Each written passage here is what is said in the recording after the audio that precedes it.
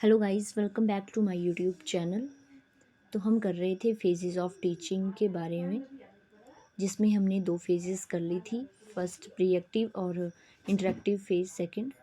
आज हम post active phase of teaching discuss करेंगे, यानी शिक्षण की उत्तर क्रिया अवस्था। तो प्री एक्टिव स्टेज यानी जिसमें टीचर क्लासरूम में जाने से पहले जो जो स्ट्रेटजीज़ बनाता है, जो भी टॉपिक चूज़ करता है, मेथड्स को चूज़ करता है। उसके बाद इंटरेक्टिव फेज़ में जो भी मेथड्स चूज़ किए होते हैं, जो भी टॉपिक चूज़ किया होता है, उनको उसमें पढ़ाता है, उस टॉपिक को पढ़ाता है, उन मेथड्स को यूज़ करता है। यानी इंटरेक्टिव फेज़ जो है, इंटरेक्शन की फ़ेज़ है, जिसमें स्टूडेंट टीचर्स के बीच इंटरेक्शन होती है, जो एक एक्टिव प्रोसेस है। उसके बाद जो पोस्ट एक्टिव फेज़ है, यह जो फेज़ है ये क्लासरूम के बाद की है, जिसमें टीचर क्लासरूम में पढ़ा के आ चुका होता है। तो इसमें जब शिक्षक शिक्षण अधिगम क्रिया समाप्त कर लेता है, तब वह यह जानना चाहता है कि जो कुछ उसने पढ़ाया है उसका प्रभाव छात्रों पर क्या हुआ है, छात्रों के व्यवहार में कौन से परिवर्तन हुए हैं, शैक्षिक उद्देश्यों की प्राप्ति किस स्तर तक हुई है। तो ये वह स्टेज है जिसमें टीचर खुद सोचता है कि जो भी उसने टॉपिक पढ़ाया है या जितना भी सिलेबस पढ़ाया है, उसमें से बच्चों को कितना समझ आया है, जो भी लेसन करवाया है उसमें कितना उन्हें समझ आया है, या कितना जो है उन्होंने उससे नॉलेज प्राप्त किया है। तो उसके बारे में अध्यापक जो है सोचेगा। जो भी शैक्षिक उद्देश्य या जो भी एम टीचर ने डिसाइड किया था कि इस टॉपिक के बाद बच्चों को कितना समझ आएगा, उतना वो पूरा हुआ है या नहीं हुआ है, इसके बारे में इस अवस्था में अध्यापक निम्नलिखित क्रियाएं करेगा।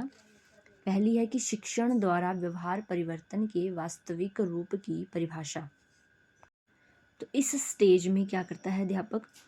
शिक्षक शिक्षण द्वारा जो है व्यवहार परिवर्तन के वास्तविक रूप को परिभाषित करता है, जिसे मानदंड व्यवहार कहते हैं।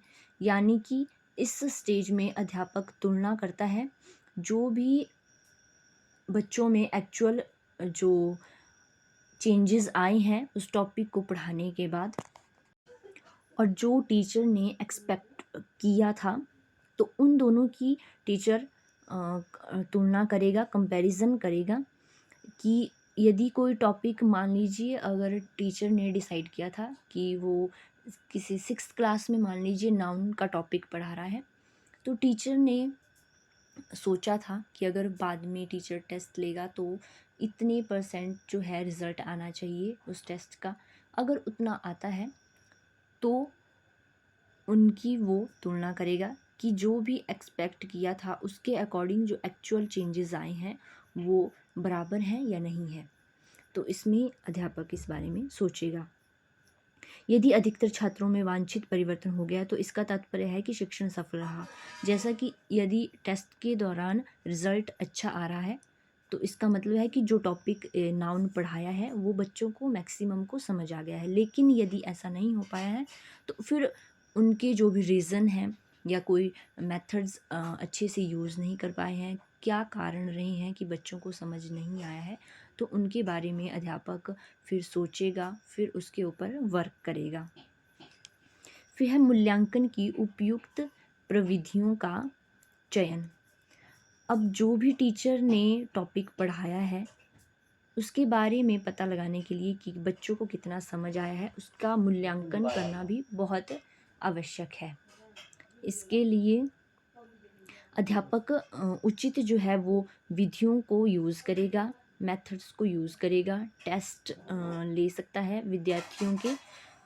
तो इसमें विद्यार्थियों के वास्तविक व्यवहार परिवर्तन की अपेक्षित व्यवहार परिवर्तन से तुलना करने के लिए शिक्षक ऐसी परीक्षण प्रविधियों का चयन करता है जो विश्वसनीय तथा वैध हों।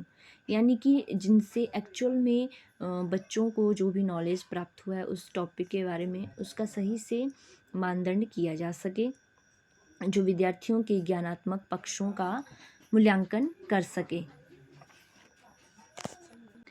यानी अध्यापक जो है टेस्ट लेगा बच्चों का उस टॉपिक से रिलेटेड। उसके बाद जो है परिणाम के आधार पर फिर वो पता लगाएगा कि उनको कितना जो है नॉलेज प्राप्त हुआ है। थर्ड है प्राप्त परिणामों से शिक्षण नीतियों में परिवर्तन। जैसा कि सबसे पहले अध्यापक ने उनके व्यवहार की तुलना के लिए जो भी प्रविधियों का वो चयन करेगा, जो भी मेथड यूज़ करेगा, टेस्ट के through, written test, oral test, जो भी टेस्ट लेगा अध्यापक, उसके बेस पे जो भी परिणाम अध्यापक के सामने आएंगे, उन नीतियों के उसके दौरान जो है अध्यापक अपने जो टीचिंग मेथड्स हैं उनको चेंज करेगा या उनमें परिवर्तन करेगा। मूल्यांकन के द्वारा शिक्षक को अपने शिक्षण की कमियां तथा सीमाओं का ज्ञान प्राप्त होता है। यानी कि पढ़ाने के दौरान और टेस्ट लेने के दौरान अध्यापक को पता चलेगा कि कितने बच्चों को जो है ये टॉपिक नाउन पढ़ा रहे थे तो कितनों को समझ आया है और कितने बच्चों को समझ नहीं आया है। यदि मैक्सिमम स्टूडेंट्स का जो है टेस्ट के दौरान रिज़ल्ट अच्छा आ रहा है तो इसका मतलब है कि अध्यापक को अपने टीचिंग मेथड को चेंज करने की ज़रूरत नहीं है। लेकिन यदि टेस्ट अच्छा नहीं आता है, मैक्सिमम स्टूडेंट्स टेस्ट में पास नहीं हो रहे हैं या अध्यापक जो भी क्वेश्चंस पूछ रहा है उसमें विद्यार्थी पास नहीं हो पा रहे हैं, तो फिर अध्यापक को उन मेथड्स को चेंज करने की ज़रूरत पड़ेगी। उस टॉपिक को नए तरीके से समझाने की ज़रूरत पड़ेगी जिससे कि बच्चों को समझ आ सके। तो इस स्टेज में फिर अध्यापक अपने मेथड्स को चेंज कर सकता है यदि उसके अकॉर्डिंग जो है रिज़ल्ट नहीं आ रहा है। अतः एक अच्छा शिक्षक मूल्यांकन से जानकारी प्राप्त करके अपने शिक्षण की नीतियों, व्यूह रचनाओं, प्रविधियों आदि में सुधार लाकर शिक्षण को और अधिक प्रभावशाली बनाने पर जोर देता है।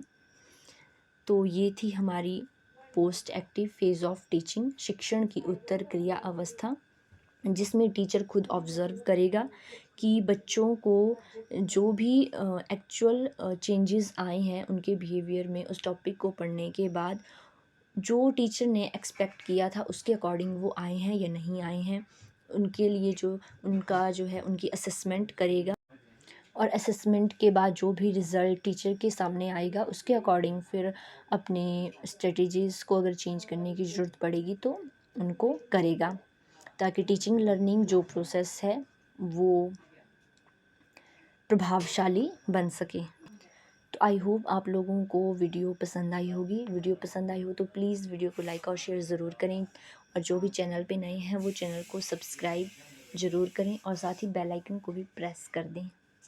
Thank you.